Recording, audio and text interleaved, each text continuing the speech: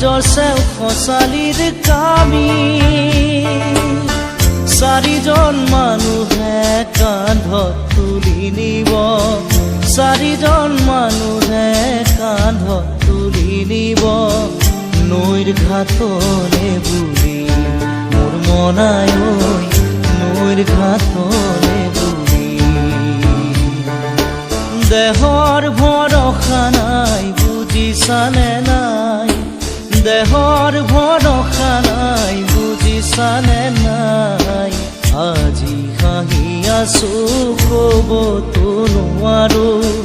আজি হাঁহি আছো ক'বতো নোৱাৰো